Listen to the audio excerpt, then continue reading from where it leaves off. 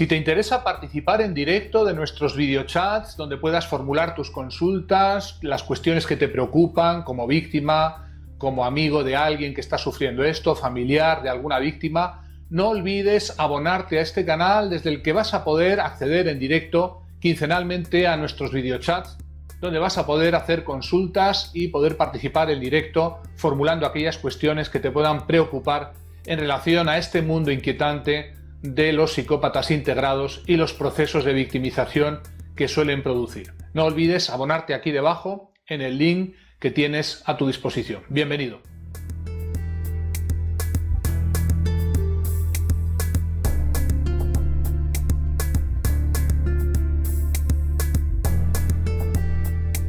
Bueno, pues empezamos con Marta 13. Marta 13, que dice que hace esta pregunta. ¿A qué se refiere el narcisista maligno de Kemberg? No es lo mismo que el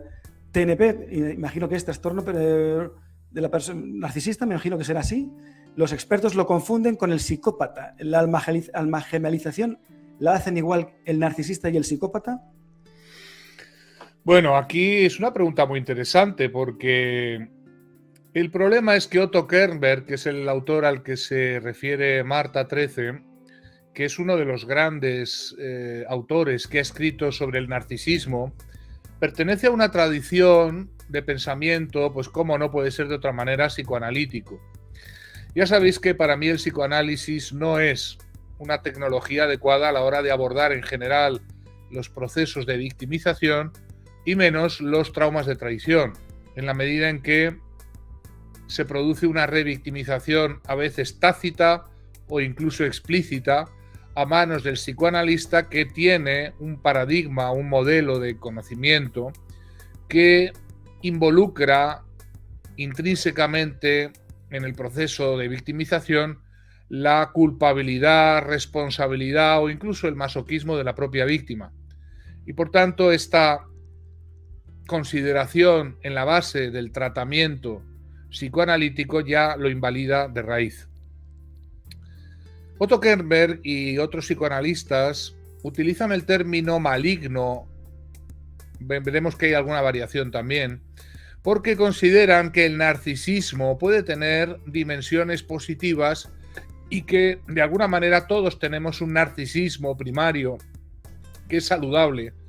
y que ellos identifican con una especie de autoestima.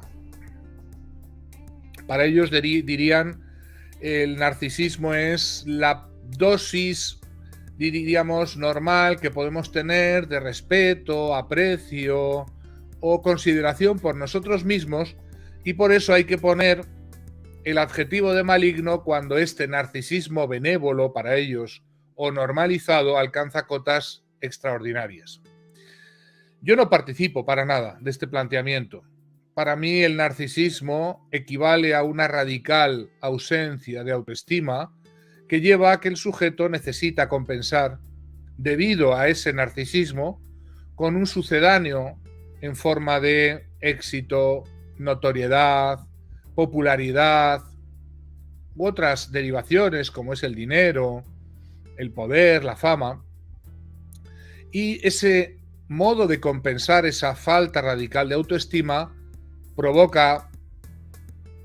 naturalmente y ineluctablemente víctimas a su alrededor. Víctimas muy variables, que pueden ir desde el menosprecio, el ninguneo, hasta los casos más flagrantes de acoso psicológico, maltrato, mobbing. En definitiva, estamos hablando de personas altamente tóxicas. El término, por tanto, maligno cualifica el narcisismo, que no tendría por qué ser, digamos, en el planteamiento de Otto Kernberg, por sí mismo negativo o por sí mismo objeto de una psicoterapia. El planteamiento que yo realizo en todos mis libros es que el narcisismo en sí mismo es un problema y que obviamente, como todos los problemas, pueden tener grados, pero es un problema que debe ser resuelto y no se puede, digamos, entender que cierta dosis de narcisismo pueda ser validable, normalizable, como aceptable, sino hay que decir que el narcisismo, siendo una profunda carencia de autoestima, de amor racional a uno mismo, debe ser enfrentado en la terapia, debe ser resuelto y debe ser superado. Todo narcisismo. Por tanto, entender que hubiera ciertas dosis de narcisismo saludable, en mi opinión, es como entender que ciertas dosis de enfermedad serían aceptables. Y yo entiendo que no es aceptable ninguna dosis y por tanto que el narcisismo debe ser algo a trabajar, resolver, superar en la correspondiente psicoterapia. Por eso se ven obligados en general los psicoanalistas a hablar de narcisistas malignos o de perversos narcisistas, en la medida que también hacen intervenir la teoría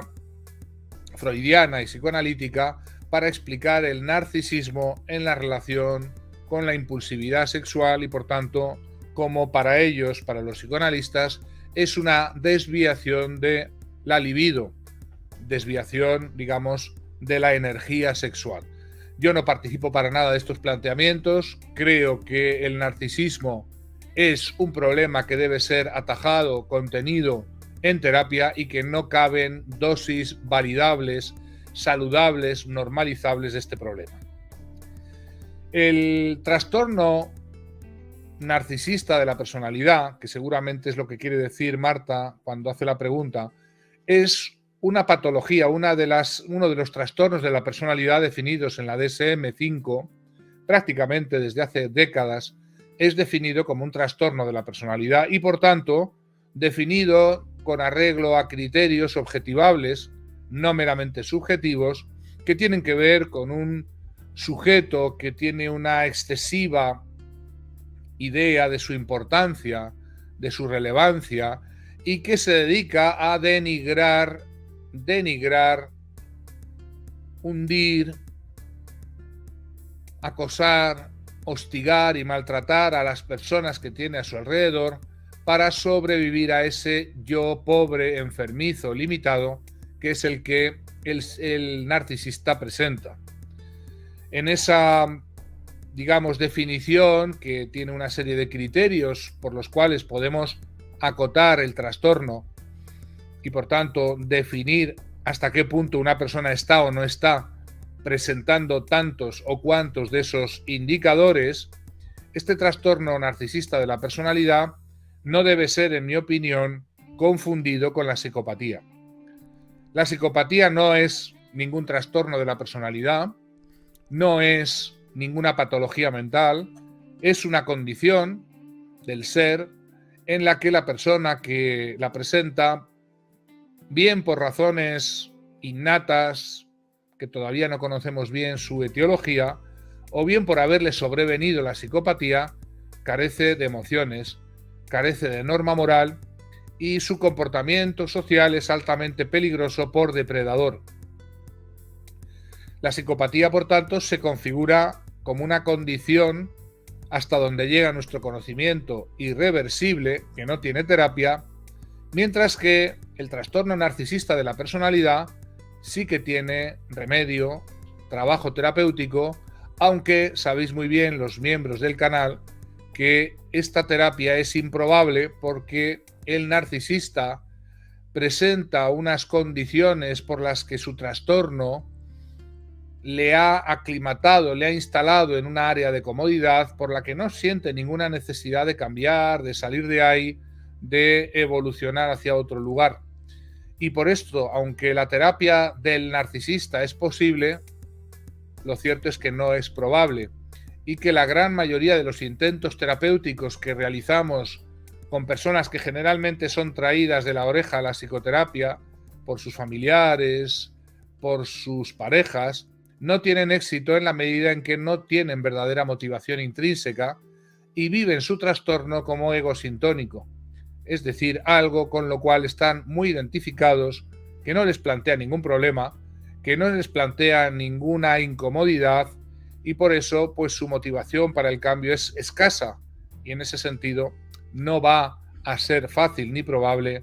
la curación. La almagemelización, sí, es una técnica que utilizan tanto los psicópatas integrados como los narcisistas para inducir lo que es característico en los primeros procesos de acercamiento, un trance emocional afectivo y sexual que hace que la víctima de esta alma gemelización se siente estar delante de un alter ego, de un alma gemela, de una persona igual que él o que ella, y eso les lleva a bajar las barreras, las defensas y entregarse en una relación entendiendo falsamente, habiendo creído erróneamente, que se encuentran ante una persona tan idéntica a ellos mismos que no debieran desconfiar ni defenderse para nada. Con esa técnica, psicópatas y narcisistas penetran en el alma de las víctimas como un caballo de Troya, hackeando el sistema básico de confianza y produciendo la depredación que ya muy bien conocéis.